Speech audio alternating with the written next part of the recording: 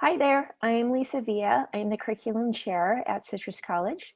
And I wanted to create a brief tutorial for any faculty who are wanting just some basic information, knowledge on how to access CourseLeaf, our course inventory management system, and also what to do when you get a notification from CourseLeaf saying that you have courses or perhaps even a program that's waiting for your review. So I just want to give like a sort of a basic overview of how all of this works, essentially our curriculum process.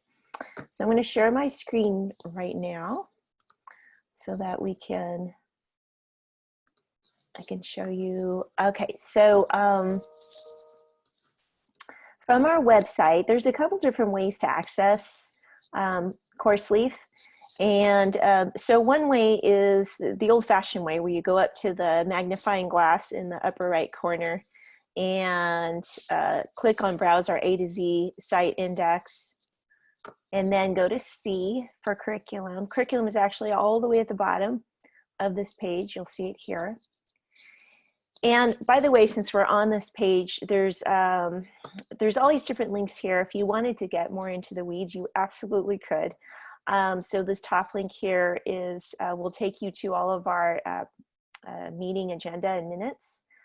And then we have our meeting dates and deadlines. This is actually pretty important, this link here. I'm going to go ahead and click on it. So it will tell you when the next tech review and also full curriculum committee is planning to meet. And also there will be some side notes here about various deadlines, curriculum deadlines. So that's a pretty important link to have handy, or at least know how to access. And then you can also access our purpose statement for the committee, as well as our handbook, which really gets into the weeds.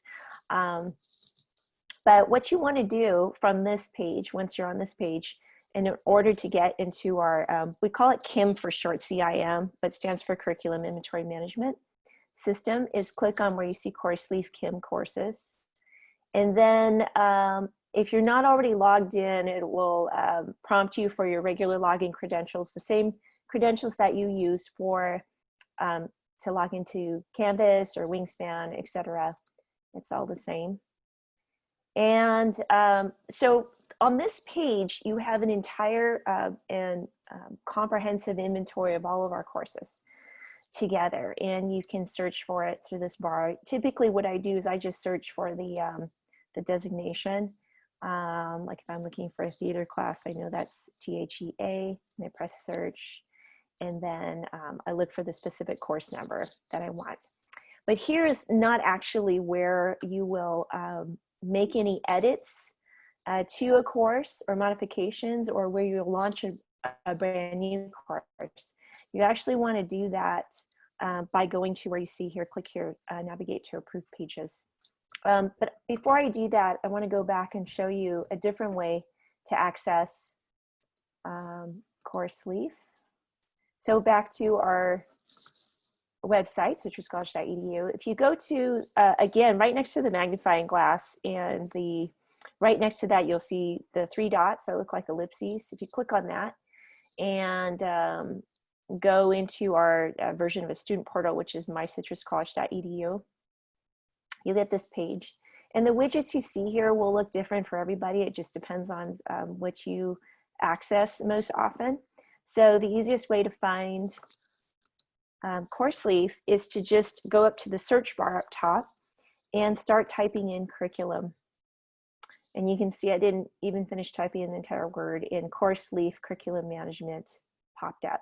So if you click there, again, it will prompt you to sign in, and you do that by clicking on this blue start button off to the right here. And you'll get back to this page again, okay? So, as I was saying, you want to click on this first link here. It says, click here to navigate to approved pages. And you'll get a very different looking screen here. So, if you'll note at the top, it says your role. And so you may hold more than one role. Maybe perhaps you are the curriculum rep for your particular division, in which case I've got everybody's roles in mind. But let me just give you an example really quick. Let's look at courses that are sitting currently at the tech review committee level. So this is a list of courses that are sitting at tech review. And if you're not sure what that means, I'm going to click on one of the classes just to give you an example. Okay. So Counting 100, I clicked on that one. It's sitting at the tech review step. And what that means is you can see here in this little box where it says workflow, in workflow, under the add comment button, which I'm going to talk to you about in just a second, you will see the various steps that this course is going through in order to go through an entire curriculum cycle.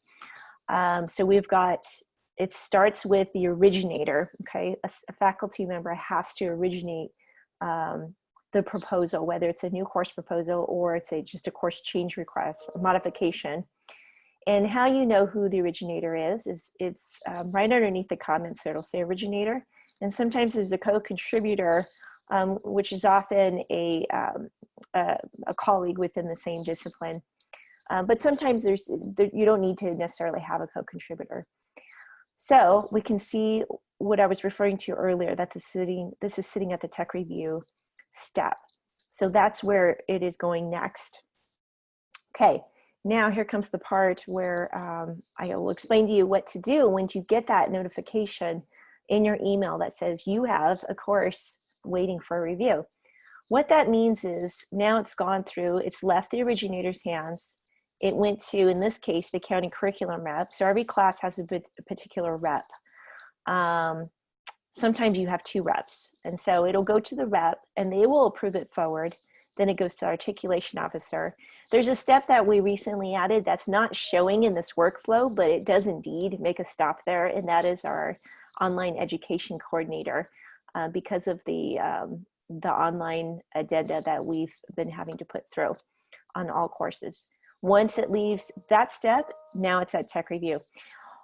Once tech review has actually reviewed this course, it will get approved forward again by me, the committee chair, and it will go back to the originator. So this is why you're seeing that notification in your email when it comes back to you. So what do you do at this point? Well, what you do is you come back to your course. Again, make sure you're in the approval pages, okay? Not where we were just a moment ago. This page that looks like this, and it's housing all of our courses and programs all together. You want to be in this page. And you want to take a look at any comments or suggestions or feedback that has come from either the tech review committee, a tech review committee member, or perhaps the OE coordinator. In this case, there's Senya's name down here. Or it could also come from the articulation officer or any one of these roles that come before the class comes back to you, goes back to your court.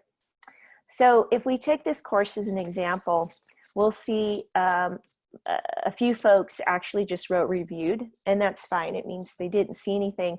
For the area that they are assigned to review, they didn't see any areas of concern or anything that needed comment. The OE addendum looks fine. And so there was one comment here by one tech review committee member, and that was a question. And so she wrote, in the course description, the word journalizing was used, and is that a word? And she actually put in parentheses here, so this is actually a good example to use. Perhaps this is tax lingo I'm not familiar with. Okay, so what you'll want to do if you were the originator of this class is go back and you read through all the comments. Sometimes you won't have any comments or anything to fix, quote unquote.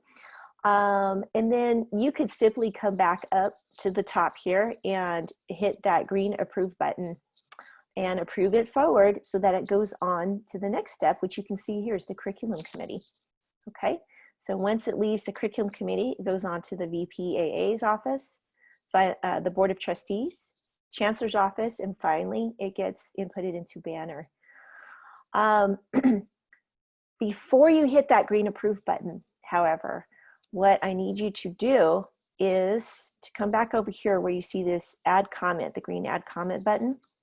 Click on that and type in, if there was nothing to review, or nothing for you to edit, I should say, simply type in reviewed. Save that comment before hitting the approve button.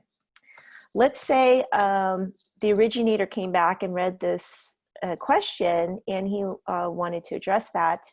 Then he should put in the comments here whatever the answer is. I don't know what the answer is in this case. He might go back there and say, yes, actually, this is a word, this is a terminology that we use for this particular field. Or he may come back and say, thanks for catching that. Let me find a better descriptor. So the point is that once the course is back in your court, please, please, please comment before you approve it forward again that you have reviewed all of the other reviewers' feedback, and just so that we can see that you saw the questions or any of the issues that are outstanding, and you decide, you may have decided, okay, I don't agree with some of these recommendations, maybe just one, let me go ahead and fix that. And you would do that, by the way, by coming up here next to the approve button, and you'll see the little blue edit button.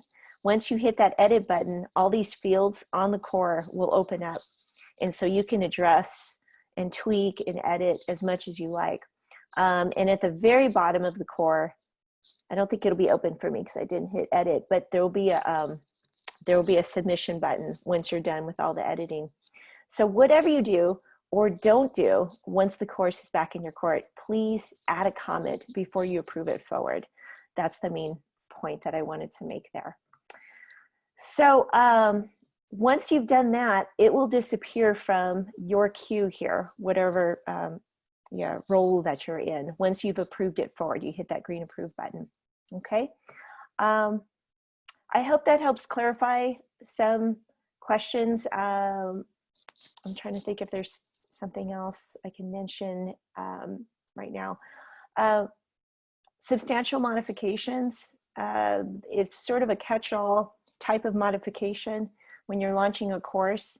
It's everything, any kind of edit you can think of, including the 6-year review or course currency updates, with exception to change to student learning outcomes, SLOs, or a textbook modification. Those have a separate button that you can hit when you're launching a course.